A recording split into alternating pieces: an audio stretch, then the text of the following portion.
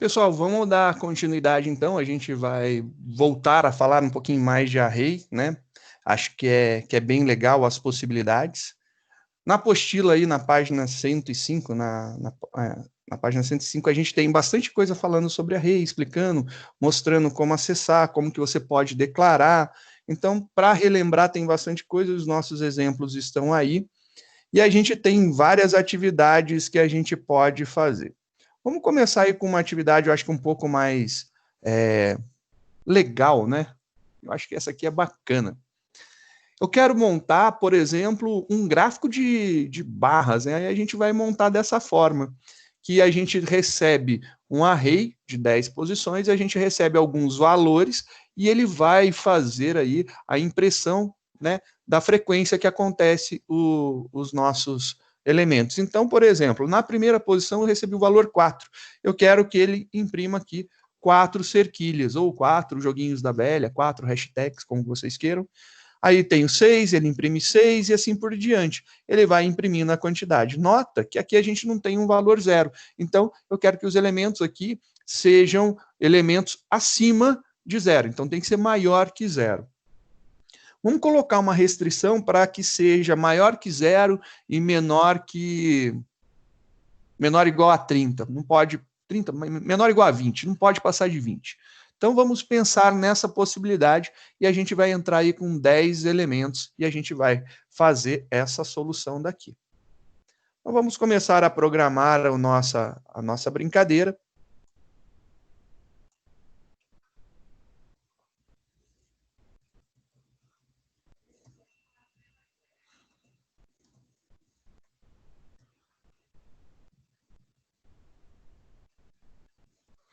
Vamos ver aí algumas possibilidades. A gente vai fazer um desenho de um gráfico de barras, né, que possa ser útil para a gente. A gente viu que a gente vai ter aí a entrada de 10 elementos. Perfeito. Só deixa eu mudar aqui.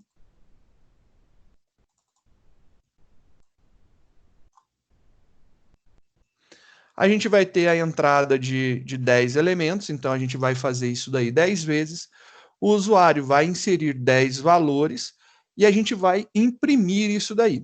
Vamos rodar esse programa do jeito que está. Ele está exatamente igual ao anterior, porém agora, ao invés de 5 elementos, a gente tem 10 elementos. Então vamos começar a desenvolver por partes.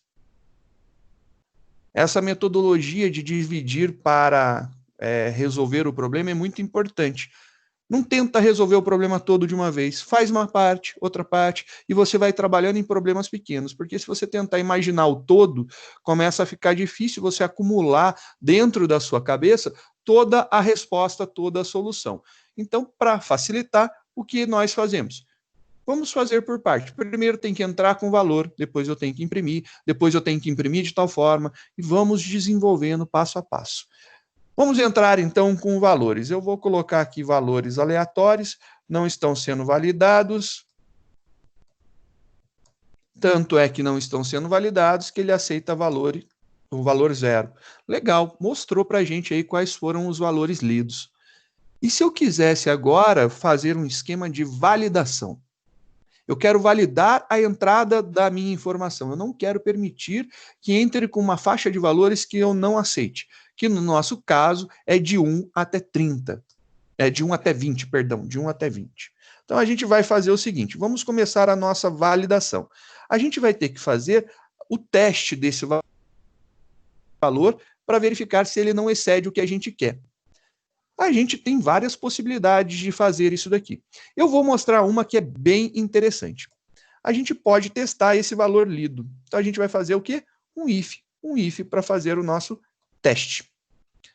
O nosso valor lido, ele vai ter que estar em uma determinada faixa. Então, se esse valor daqui, se ele não estiver, então se ele for menor ou igual a zero, ou se ele for maior do que 30, então se ele estiver fora dessa faixa, ele for maior que 30, isso daqui não está legal para mim. Eu quero fazer, então, com que apareça uma mensagem de erro. Vou mostrar aqui, então, um system.out.println. e vou dar uma mensagem de erro. Barra N, e aqui eu vou colocar um barra T. Erro, valor inválido.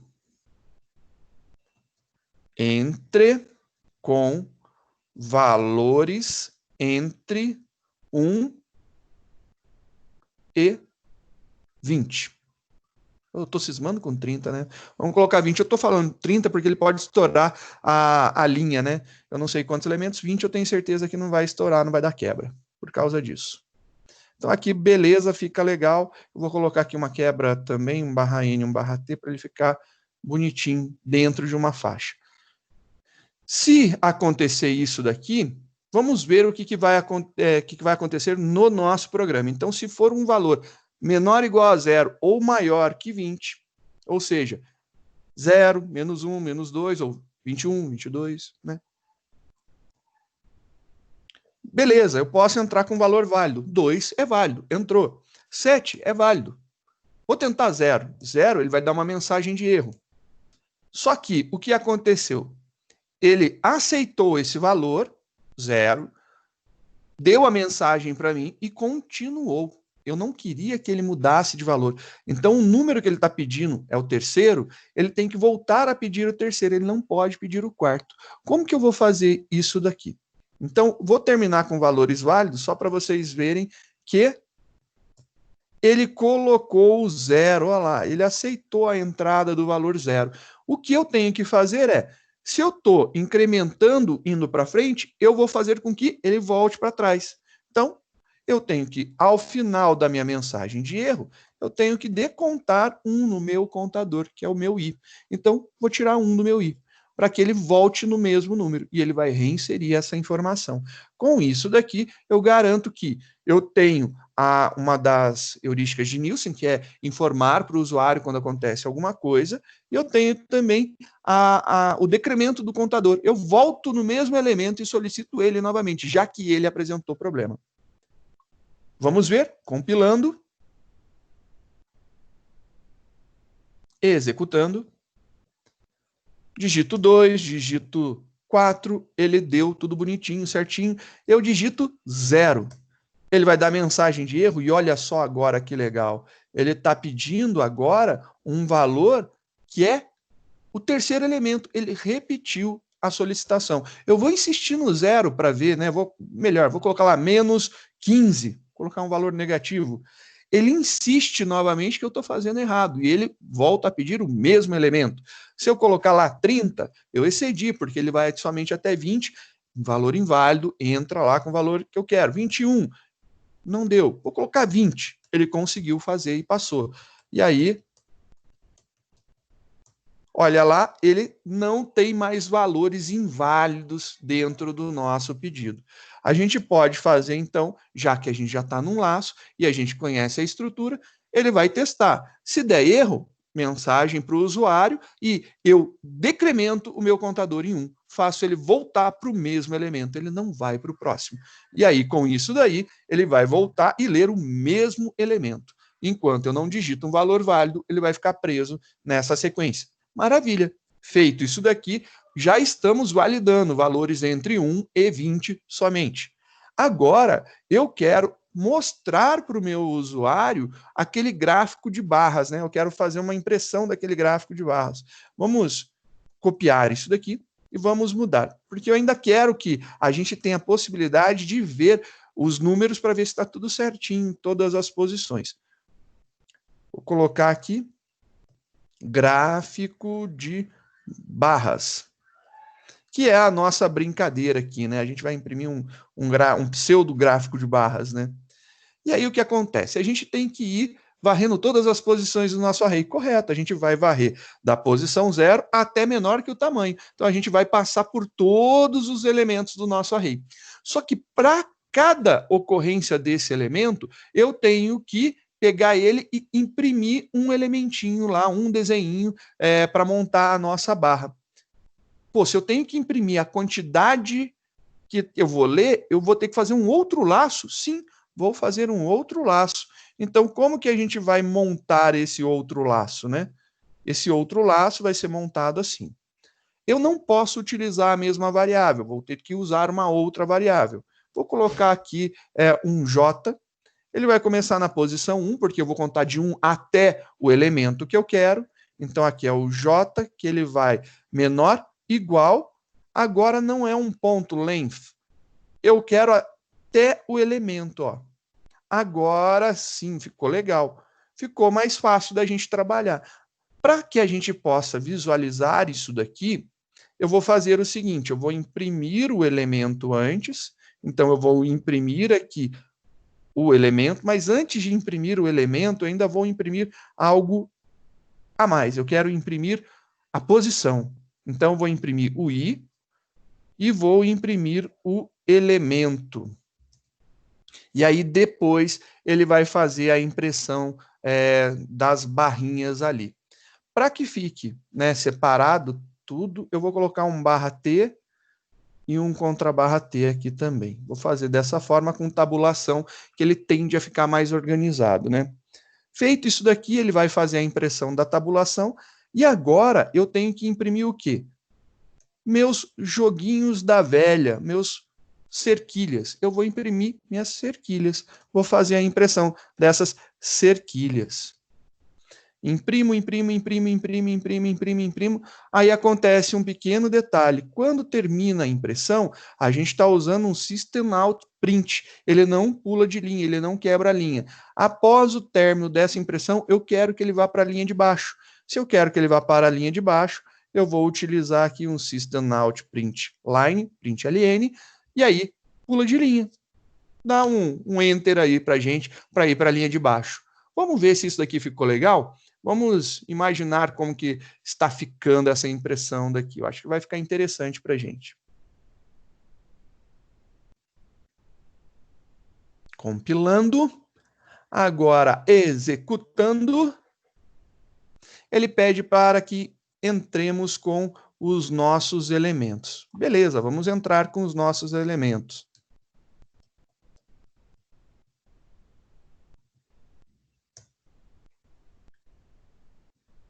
Vou tentar um grandão aqui, não vai dar. Beleza. Olha só que legal, agora a gente tem aí o nosso gráfico de frequências, né? Gráfico de barra acontecendo. Esses são os nossos elementos que foram digitados corretinho, e depois, na posição 0, teve 4, na posição 1, teve 5, depois 7, 9, 3, 4, e ele faz essa impressão para a gente. Muito bacaninha, funciona muito bem, e a gente pode brincar bastante com esse tipo de ação. Para que fique um pouquinho melhor, vou colocar aqui para a gente pular de linha após, né? Sempre que tem uma impressão que é com print somente, depois ao final é legal dar um print LN para ele quebrar uma linha, fica mais organizado. Bacana. Pô, mas eu vou falar para vocês, é uma sacola ter que ficar digitando esses negócios. É chato. Não tem uma forma de automatizar isso? Tem. Eu posso gerar os valores aleatórios. A gente vai gerar, então, os valores de forma aleatória para que a gente consiga testar o core do nosso programa, o que realmente é necessário, ou seja, a impressão que a gente deseja, sem eu ter que toda hora ficar digitando 10 elementos. Então, vamos ver como que a gente pode gerar esses caras aleatoriamente dentro dos valores que a gente quer, né? A gente tem que ficar ali dentro da faixa dos valores que a gente deseja. Vou lá salvar como esse arquivo daqui, vamos fazer uma segunda versão dele. Vamos colocar aqui 2, beleza? Então, o primeiro a gente já criou, ficou bacana, o usuário digita. Agora, se eu quisesse que ficasse automatizado o processo, para automatizar o processo, eu tenho que mudar aqui a entrada dos dados. É isso daqui que eu vou ter que mudar. Começa aqui. Eu não vou solicitar para o usuário para ele entrar com nada. Então, eu não vou precisar declarar scanner, não vou precisar importar. Então, nada disso daqui vai ser necessário. Não vou pedir para o usuário nada. Então, isso daqui de ficar pedindo para o usuário, olha, usuário, informe tal coisa, deixa para lá. Como eu vou entrar com valores válidos, eu não vou precisar testar. E aqui a gente vai trocar, porque eu tenho que colocar alguma coisa nesse local para que ele gere os números da forma que eu quero. E aí não me importa, eu quero que seja dentro da faixa de valores de 1 até 20, mas aleatório. Eu não preciso ter nenhuma ordem sobre isso. Bacana, então vamos fazer isso daqui. O que eu posso utilizar? A gente tem uma biblioteca que a gente conhece, que é uma classe chamada Math. Dentro dela tem um método que é o handle. O método random, ele devolve um número ponto flutuante, um número double, de 0 menor que 1. Então, é de 0 incluso, então o 0 é incluso, até menor que 1. Então, até 0,9999999 numa dízima periódica aí. Legal, já que eu tenho isso daí, será que eu consigo fazer alguma coisa legal? Bacana. Vamos ver. Acho que eu consigo. Então, a gente teria aqui o math.random, correto? Math.random. E aí tá lá, o nosso math.random ele vai gerar números, só que esses números eu preciso que não seja ponto flutuante, eu preciso que esses números eles sejam números inteiros. Então eu tenho que converter isso daqui de alguma forma para int. Só que se eu converter esse cara daqui para int, eu tenho um problema grave. É tudo 0, alguma coisa, ele não chega nem no 1. Então tudo para mim vai dar 0. Já que vai tudo dar 0, o que eu vou fazer? Eu vou multiplicar pela quantidade de elementos que eu quero. Do 1 até o 20, então, 1, 2, 3, 4, 5, 6, 7, 8, 9, 10, 11, 12, 13, 14, 15, 16, 17, 18, 19, 20. Do 1 até o 20 são 20 elementos. Logo, eu multiplico por 20. Perfeito. Só que o random ele vai ser de 0 menor que a quantidade de elementos que eu quero. Então, ele vai gerar números de 0 a 19. Isso daí para mim não é legal. Eu preciso que ele gere números de 1 a 20. Ou seja, se ele gerar 0, ele tem que somar 1. Mas se ele gerar o 19, ele tem que somar 1. Ou seja, para qualquer número que ele gere, eu tenho que somar 1. Por que eu não gero até 21? Porque se eu gerar até 21, ele vai gerar números de 0 até 20. E o 0 não me interessa. Por isso, eu gero 20 números e eu faço um deslocamento de 1. E aí eu consigo todos os valores que eu quero. Então, números gerados de 1 até 20. Vamos ver agora o que aconteceu? Compilando. Executando. Olha lá, ele gerou os números para a gente. Depois de gerado, você pode ver que ele gerou somente números válidos. Ele tem o 1, que é o menor, e ele tem o 20, que é maior. Ele não tem nada que exceda 20 e nada que seja menor do que 1. E ele montou aqui para a gente o gráfico de frequências para que a gente possa observar. Legal, eu posso fazer, então, modificações que eu quiser. Agora, olha só que legal as modificações. Eu posso colocar aqui para ele entrar gerar com 25 elementos. Beleza. Ele vai gerar agora com 25 elementos. E o nosso programa, sem nenhuma modificação, já está funcionando. Olha lá. Ele gerou agora com 25 elementos. Pô, mas eu quero agora que seja uma frequência maior, apareça mais números. Quantos números? Vamos pegar aí, eu acho que dá para fazer até uns 60. Acho que dá para fazer até uns 60. Vamos ver aqui. Agora eu quero que ele gere até 60 números. 60. Modificado, rodou, executou.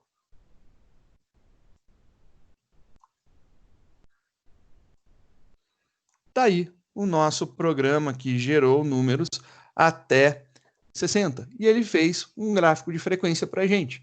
Vai mostrando lá todas as posições de 0 a 24, 25 elementos. Ele tem aí uma variação de frequência de 1 até 60. Então, a gente tem muito menos posições do que elementos. Então, dá menos da metade. Então, por isso, ele não tem uma repetição muito frequente, né? A repetição é baixa. Tá aí, ó, a brincadeira acontecendo. Ficou muito bacana. Gera automático e a gente consegue ver aí os resultados rapidamente. Essa técnica de gerar aleatório começa a ser algo muito interessante e muito atrativo para a gente. É bom aprender a gerar aleatório, pois às vezes a gente tem muita coisa para ser digitada para a gente poder validar. Se a gente conseguir gerar dentro da faixa os valores que a gente deseja, né, a faixa dentro da faixa de valores que a gente deseja, a gente pode gerar quantos elementos for, e aí fica muito tranquilo para a gente poder trabalhar em cima. Fica muito fácil de organizar.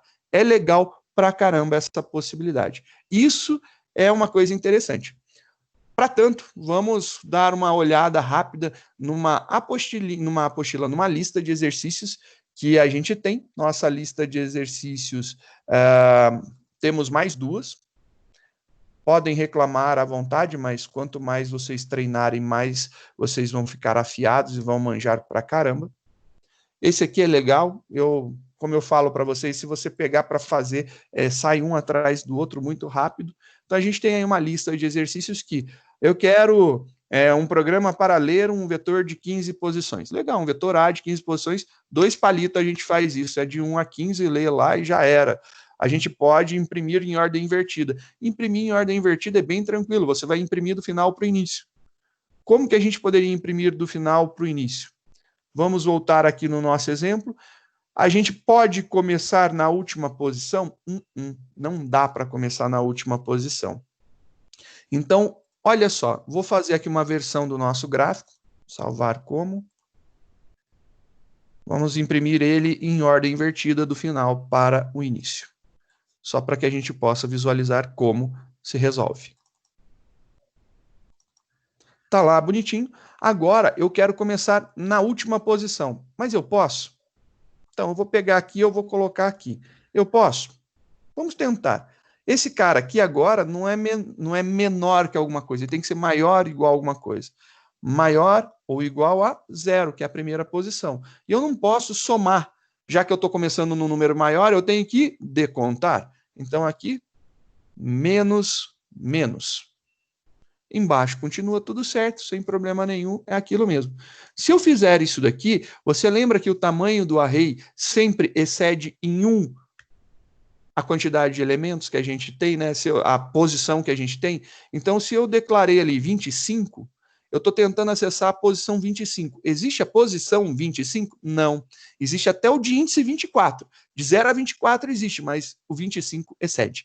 Logo, eu tenho que tomar esse pequeno cuidado. Subtrai 1 aqui. Então, você coloca lá menos 1. Feito isso daqui, maravilha. Vamos executar agora e ver o resultado. E aqui está o nosso resultado. A gente começou imprimindo do final para o início. Está lá do final para o início. Imprimimos de trás para frente. Essa é a ideia dos primeiros exercícios, entender como funciona, né? Depois, a gente tem mais alguns exercícios. Escreva um programa para ler um vetor C de n posições, onde n é menor ou igual a 20. Agora, aqui, eu estou pedindo para o usuário dizer qual que é o tamanho que eu quero. Então, fala, olha, usuário, qual o tamanho do array que você quer? Eu quero um array de 20 posições. Para o usuário, não importa se começa na posição 0 ou começa na posição 1, ele quer 20 elementos. Então, você cria um array de até 20 elementos. Mas, por exemplo, pode ser 0? Não, não tem array de tamanho 0. A gente tem, no mínimo, 1, né? Então, eu preciso que seja entre 1 e 20 aqui, né?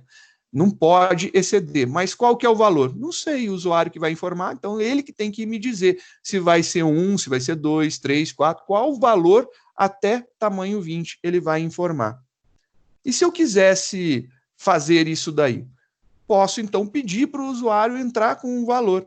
Posso pedir. Vou fazer, então, agora com que o usuário peça a quantidade. Ele diga quantos itens a gente vai ter, quantas linhas aqui do nosso gráfico a gente vai ter. Então, vamos fazer isso aqui numa outra versão.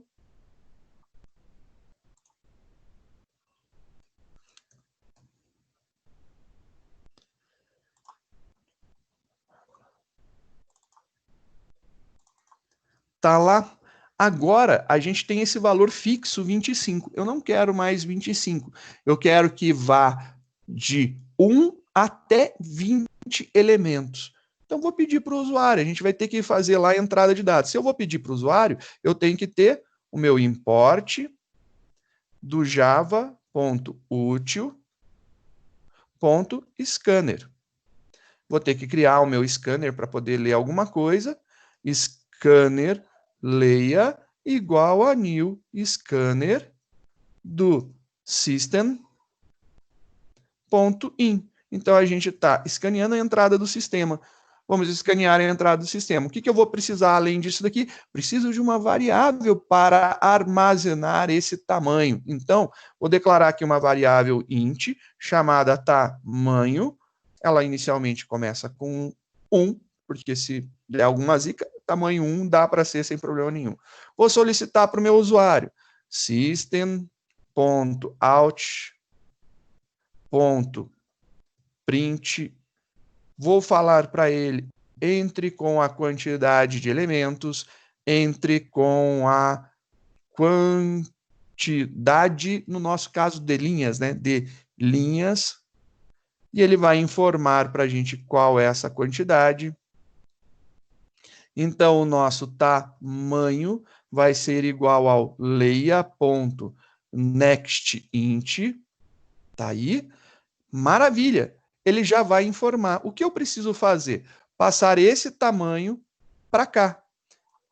Meu programa já vai funcionar assim. Vamos ver o que nós temos aqui e o que a gente precisa alterar em seguida.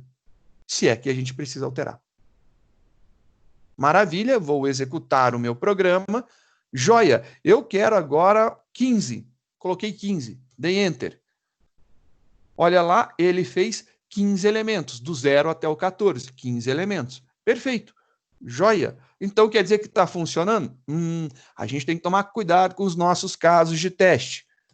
Se a gente só entra com valores válidos, a gente não vê os problemas. Vou entrar com 0.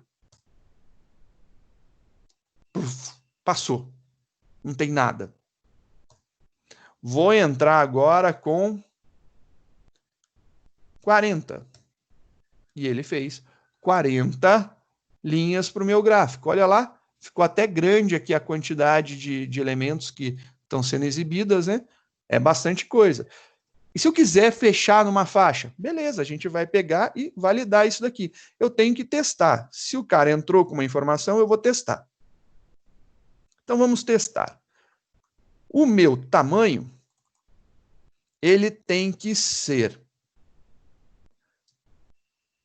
maior ou igual a 1, ou seja, ele tem que ser maior do que 0. Se ele for menor ou igual a 0, para mim tem problema. Ou o tamanho sendo maior, e a gente quer no limite de 20, então maior que 20 para mim é problema também. Vou dar uma mensagem aqui para o nosso querido usuário. Querido usuário, println, vamos informar para ele, /n, a gente vai fazer um /t, erro, valor inválido, entre com valores, entre com valores na faixa de 1 até 20. Então, fica bacana aqui a nossa mensagem de erro, só que aí ele volta. Ele não volta. O que a gente precisa que volte? Que se a gente quer que ele fique vai e volta, a gente precisa de um laço. Então, a gente vai fazer isso tudo daqui, né, dentro de um laço. Então, eu quero que isso daqui aconteça dentro de um laço. Que laço que atende a característica de entra, executa pelo menos uma vez e testa ao final. Se não tiver bacana ou não der a condição que eu quero, volte. Eu tenho um laço muito bacana, que é o do while. Olha lá, o laço do while vai fazer isso daqui. Do while faz isso aqui. E qual que é essa condição? Ele tem que repetir isso aqui até quando? Até essa condição daqui. Isso daqui é a nossa condição de repetição. Então, vamos colocar aqui a nossa condição de repetição. Vamos ver se isso daqui resolve? Compilando o nosso programa. Executando. Se eu informar 0, ele vai dar uma mensagem, erro, valor inválido, entre com valores na faixa de 1 até 20. Beleza. Vou colocar 40, ele vai falar, erro, valor inválido, entre com valores na faixa de 1 a 20. Maravilha. Então, eu vou colocar lá 10. E aí, ele gera 10 elementos para a gente, 10 linhas do nosso gráfico. Perfeito, a gente fez um esquema de validação, aí fechando na faixa de 1 até 20. Vou colocar aqui um /T somente para ficar igualzinho o outro.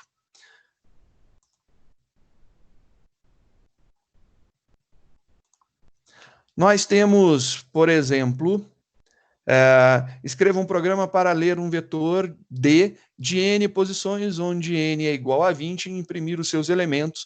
O usuário deverá informar o número de posições e os elementos. O programa deve validar a quantidade de posições, não permitindo que o usuário forneça um valor inválido. A gente já fez isso daí, ficou fácil, né? Escreva um programa para ler 2 vetores de dimensão n. Então, os dois têm o mesmo tamanho. Só que tem que ficar na faixa até 15. Então, você pede para o usuário lá, entre com tamanho. Beleza? E aí, depois que você entra com tamanho, você pode dizer, sim, são 2 tamanhos iguais. Pô, maravilha. Eu crio os 2 vetores com o mesmo tamanho.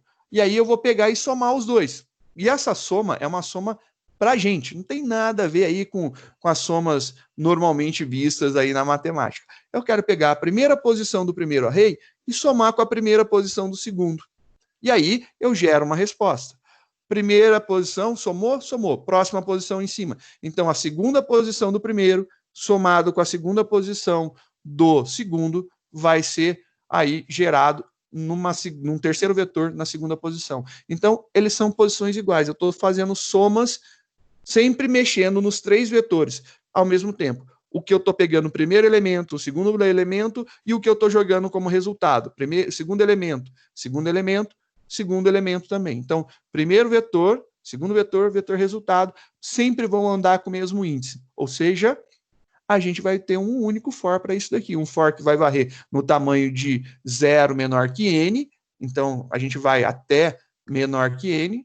E a gente vai pegar a posição 0, posição 1, 2, até a posição menor que n. E a gente vai fazer isso daí. O vetor resultante na posição de i é igual ao primeiro vetor mais o segundo vetor. E cada um deles apontando para a mesma posição. Quer dizer, fica muito tranquilo de resolver esse cara. Sim, um array é um vetor. Só que um array de uma dimensão é um vetor. A gente tem arrays de mais de uma dimensão. Quando ele tem mais de uma dimensão, ele não é chamado mais de vetor. Array, então, quando tem uma dimensão, ele é vetor.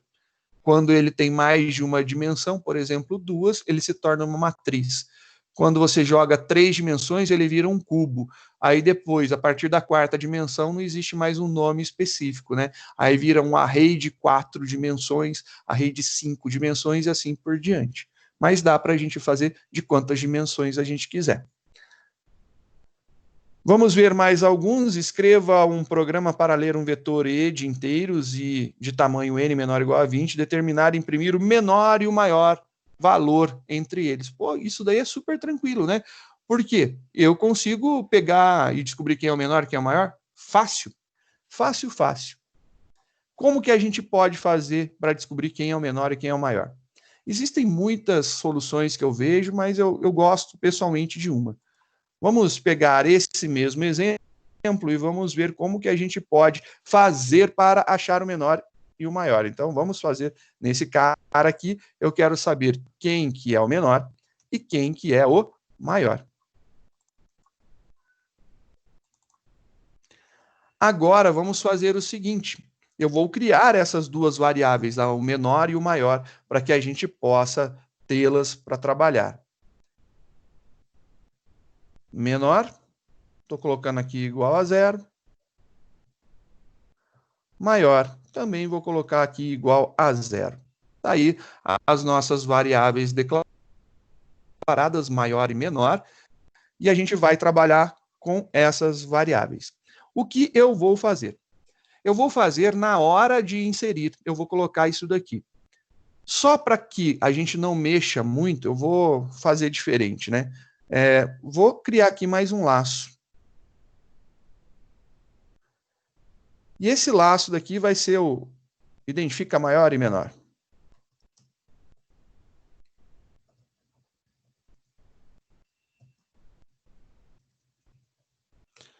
E aí o que acontece?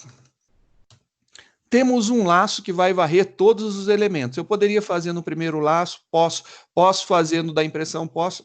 Em qualquer laço eu conseguiria fazer, desde que o laço esteja passando por todos os elementos do nosso array. Então, o que eu vou fazer aqui? Você concorda comigo que quando eu não tenho nenhum elemento, quem é o maior e quem é o menor? Não existe. Então, quando eu tenho um primeiro elemento, esse primeiro elemento, como eu não tenho os demais ainda, ele é o maior e ele é o menor.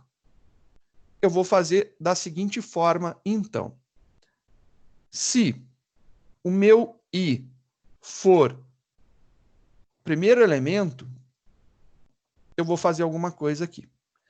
Como que eu entendo quem é o primeiro elemento? Quem que é o primeiro elemento de um array? Qual que é a primeira posição do nosso array? 0. Então, se ele é o primeiro elemento, então o teste aqui é se é o primeiro elemento, o menor vai ser igual a ele. O vetor na posição de i. E o maior também será ele, o vetor na posição de i. Agora, se não for menor, eu posso testar então aqui.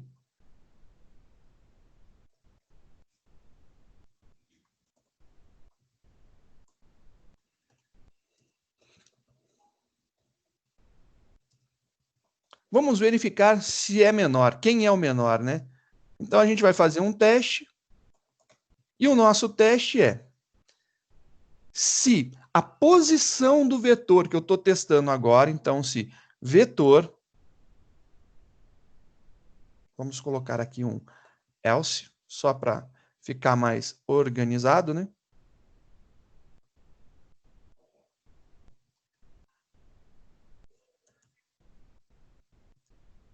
Tá fechado aqui, beleza. Agora vamos testar. Se o meu vetor na posição do i for menor que o menor elemento que eu tenha guardado, quer dizer que eu descobri alguém que é menor do que o que eu já tenho aqui. Então, esse menor recebe esse elemento que está nessa posição do vetor. Legal. Agora eu posso fazer o quê? Testar se o maior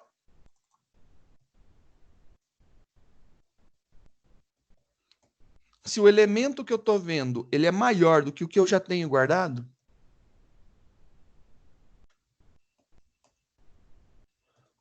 O maior recebe ele. Então, aqui, ó, quando é o primeiro elemento, eu pego. Se não é mais o primeiro elemento, eu começo a comparar com todos os demais. Ao final, só imprimir quem que é o menor, quem que é o maior. Então, eu vou fazer a impressão do menor e do maior logo aqui. Então, vou fazer a impressão bonitinha mais embaixo aqui. Porque ele vai descobrir quem que é maior, quem que é menor, imprime todo o array, e depois que ele imprimir todo o array, eu vou imprimir essa informação.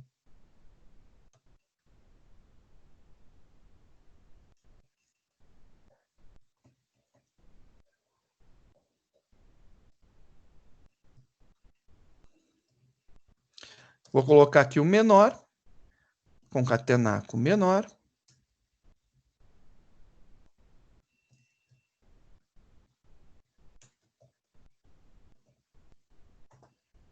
Maior e concatenar com o maior. Maravilha.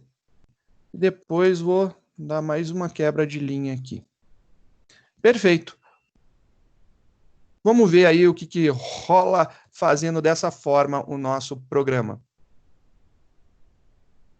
Compilando, executando.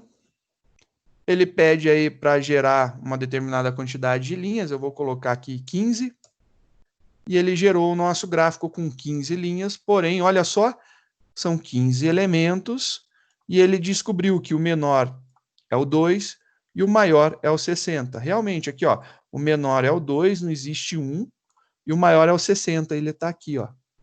Ele consegue achar tudo isso daí. Fácil, fácil, bacaninha, bacaninha, ele resolve para a gente, mostrando isso daí, bonito, bonito. Bem fácil a gente trabalhar com um array. Ele assusta muito no início, mas você tem que imaginar assim, tudo que você fez até agora, aquele monte de exercícios de laço, o exercício de string, tudo foi para te preparar para trabalhar com array. E array é uma estrutura que a gente usa muito. Então, é bacana você aprender a usar array, sim, e tem que estar afiado no uso dele para que você não tenha dificuldades. Vamos ver aqui um outro. Escreva um programa para ler 5 elementos de um vetor G de inteiros, criar e imprimir um novo vetor H, tal que este seja formado pelos elementos pares do primeiro vetor. Isso é interessante. Supor que o vetor poderá não ter nenhum elemento com esta propriedade e, caso, mostrar uma mensagem e encerrar o programa. Maravilha, eu li um array. Pô, li lá o meu array de quantas posições que foi pedido? De 5. Li lá meu array com 5 posições. Então, li 5 posições, 5 números, e aí eu tenho que verificar. Tem par? Né? Eu tenho que ver. Tem par? Se tiver par, eu vou contar a quantidade de pares. Opa, li, tem um par sim. Se tem par, maravilha. Eu vou criar um novo array com essa quantidade, vou varrer pegando essas posições e jogando nesse outro array. Maravilha. E o grande problema que a gente tem? Se não tiver. Bem, se não tiver, você não testou se tem?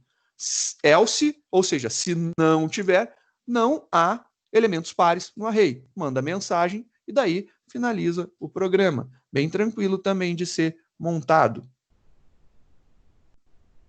Vamos criar aqui um tem pares.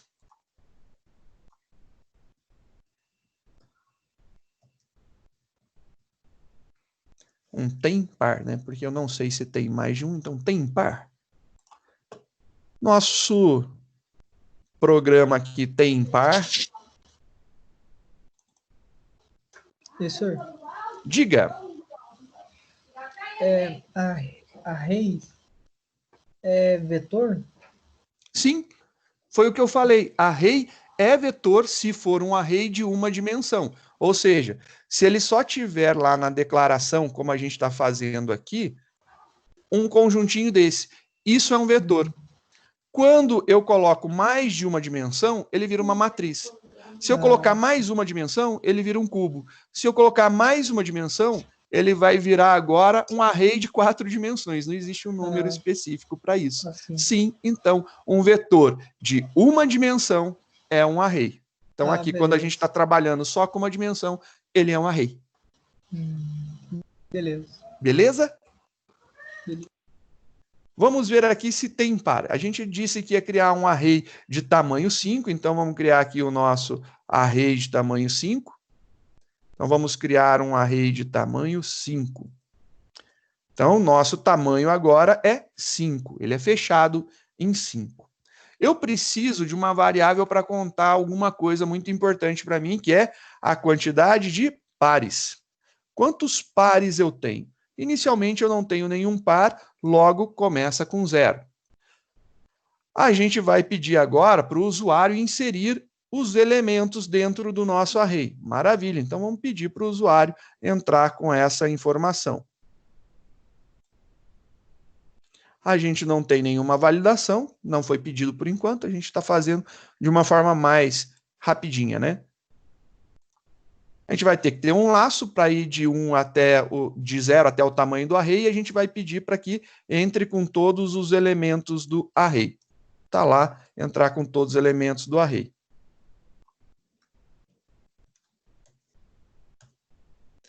E aí, entramos com todos os elementos do array. fomos lá digitando aqui todos os elementos. Então, a gente pediu para entrar.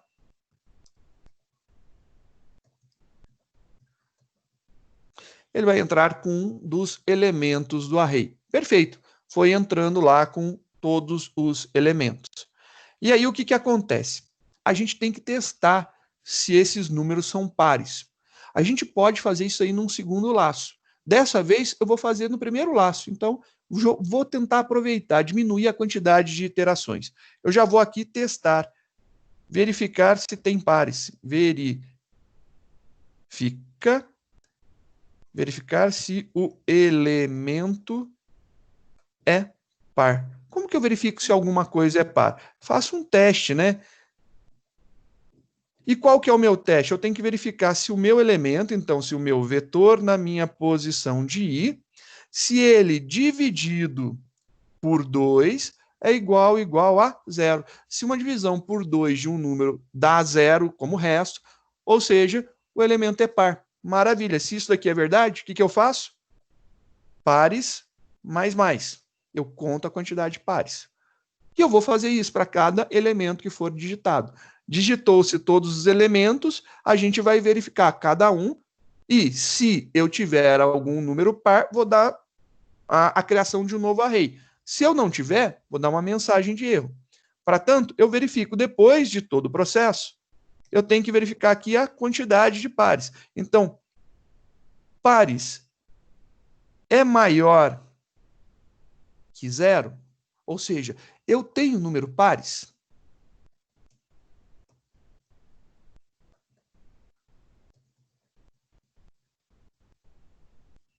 Tem elementos pares? Se tiver, o que a gente vai fazer? A gente vai criar um array. Então, int novo vetor, né? Vou colocar aqui vetor de pares. E qual que é o tamanho desse vetor de pares? Ele tem o tamanho da quantidade de pares que eu contei. Literalmente aqui vai ser a quantidade dos números pares contados. Maravilha, acabei de contar. Descobri, então, que eu tinha tantos pares. Se tiver mais do que 0, ou seja, tem pelo menos um número par, eu vou criar um novo array com essa quantidade. E agora que eu já criei esse array com essa quantidade, o que eu vou fazer? Eu vou voltar e vou criar a mesma estrutura. Eu vou varrer o array anterior, que foi criado, o nosso vetor, procurando pelos elementos pares, e caso eu ache um par, eu coloco aí nessa posição. E é isso que eu vou fazer agora. Então, aqui, o que vai ser necessário? Precisaremos varrer novamente o nosso vetor, e isso daí a gente não vai escapar por enquanto.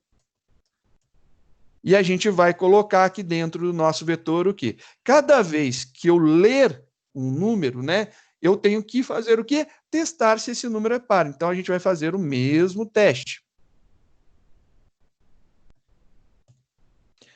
Como que é o teste para verificar se o elemento é par? Então, é vetor na posição de i, se o resto da divisão dele por 2 for igual a 0, ele é par. Logo, a gente vai fazer que o nosso vetor de pares, né? Vetor de pares em uma posição seja igual ao nosso vetor na posição de i. Agora que está a dificuldade. Qual posição, né? Quem que é esse valor daqui? Isso daqui é o quê? Quem que vem aqui? Como que eu vou poder controlar isso daqui? Bom, tem algumas ideias muito interessantes. Eu preciso saber a posição dele. Qual que é a primeira posição? 0. Então, vamos criar aqui uma variável para nos ajudar. Int posição, vou deixar ela com o nome grandão, né? Posição no vetor de pares. Ela começa em 0. É um nome bem grande, mas ele é bem significativo, né? Então, nós temos aqui um nome bem significativo, ó. Posição no vetor de pares. É isso que eu vou usar. Posição no vetor de pares. Só que depois que eu coloquei nessa posição 0, essa posição está ocupada. Eu tenho que ir para a próxima. Logo, eu vou para a próxima posição. Essa posição, mais um. Estou andando nela. Lembra que a gente estava trabalhando com laços? Na lista de laços, tinha vezes que tínhamos um laço que acontecia, só que a gente tinha uma outra variável que a gente utilizava para repetir também, e ela não corria da mesma forma, ela corria de formas distintas. Entendeu por que a gente fez aquilo? Está aqui a resposta. A gente tem uma variável que vai controlar a posição de um array, ela não vai correr na mesma velocidade, não tem a necessidade de ir junto com o de cima, porque se o de cima tiver elementos ímpares, ele vai passar para a próxima posição. Essa não pode. Foi para a próxima, achou um elemento par? Achou. Copia esse par para essa posição. Depois muda esse aqui de posição e faz o outro de cima andar. É essa a grande sacada. A gente está fazendo controles posicionais diferentes. A gente não pode ter a mesma variável para controlar a posição nos dois arrays, que é diferente do exercício que eu comentei de soma, que ele pega a primeira posição do primeiro vetor com a primeira posição do segundo vetor, joga no vetor de soma, de resultado de soma, na mesma posição. Então, tudo mesma posição. Sempre mesma posição. Esse não. Esse cara pode andar de um jeito e esse aqui anda de outro. Então, a velocidade que um anda é diferente. A velocidade, né, que um anda é diferente da velocidade que o outro anda. A posição que o primeiro indica não necessariamente será a posição que o segundo indicará. E com isso daqui, a gente fez o nosso array bonitinho ser montado. Legal. E se eu quiser imprimir esse cara daqui, eu poderia fazer essa impressão no mesmo for, só que eu quero fazer em um for diferente, tá bom? Só para a gente mostrar aqui agora que laço que eu vou ter que fazer, né? Vamos trabalhar aqui. O que eu vou ter que fazer aqui? Vou ter que ter um laço de alguma forma, né? Isso a gente vai ter que fazer. Porém, eu não vou mais até o vetor. Eu não vou usar ele. Eu quero usar agora o meu vetor de pares, e eu vou imprimir nele. Eu sei o tamanho dele? Eu sei. Qual que é o tamanho? Pares. Poderia ser aqui a nossa variável pares. Poderia. Mas já como eu tenho um array, eu busco essa propriedade dele lá, eu olho nessa propriedade, ela me devolve a informação. Também não há problema nenhum em utilizar isso daqui. Vamos fazer a impressão dela. Vou colocar aqui só para a gente ver.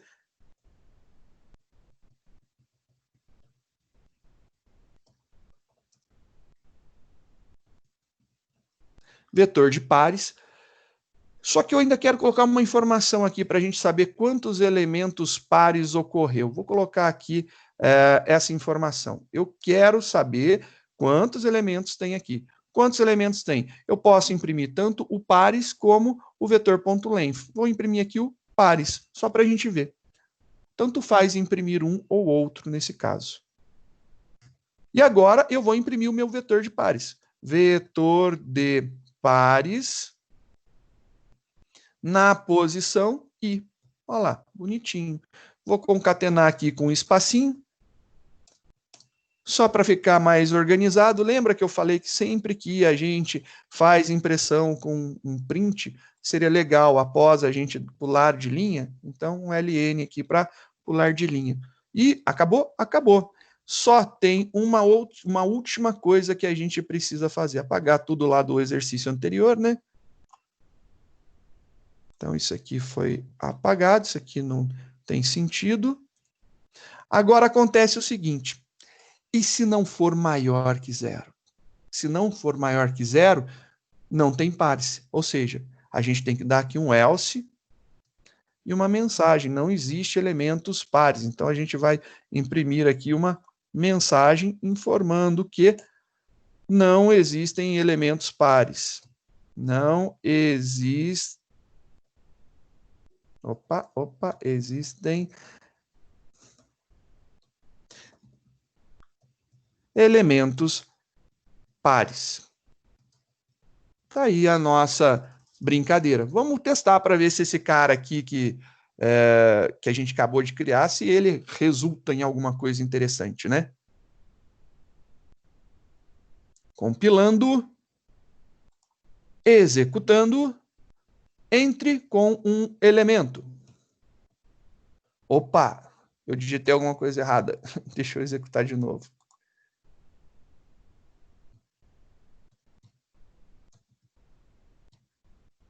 Beleza. Vou digitar aqui números ímpares. Não existem elementos pares. Perfeito. Era essa a informação que a gente precisava. E agora, vou colocar alguns pares.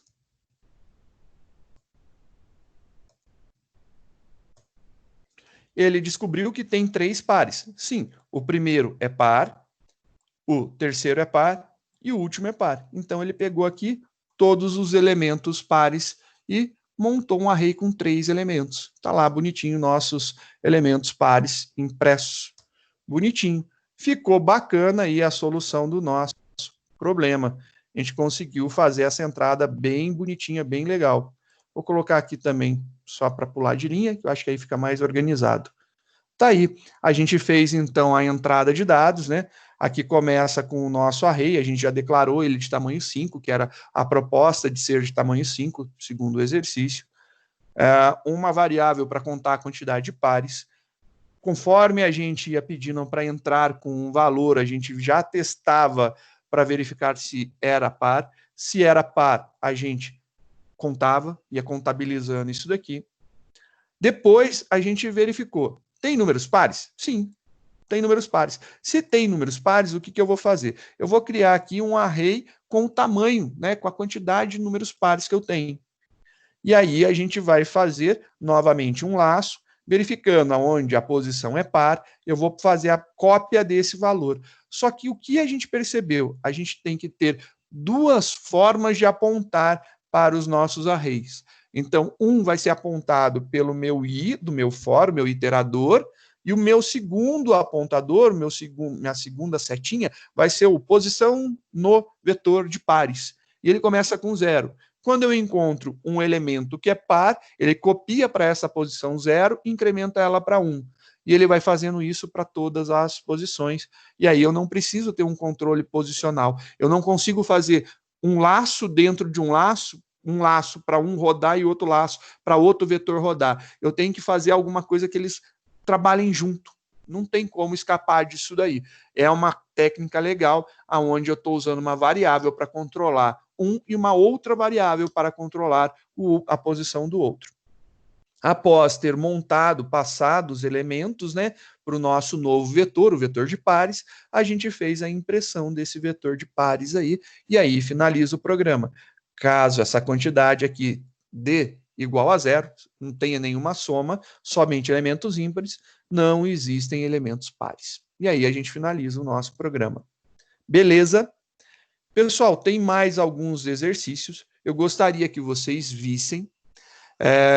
E eu vou parar por aqui, tem bastante coisa aí para fazer. Conforme vai crescendo, vai aumentando o grau de dificuldade, vai ficando cada vez mais interessante, mas é bem bacana as possibilidades de resolução. Por causa do nosso tempo, vou parar por aqui, que a gente precisa conversar mais algumas coisas.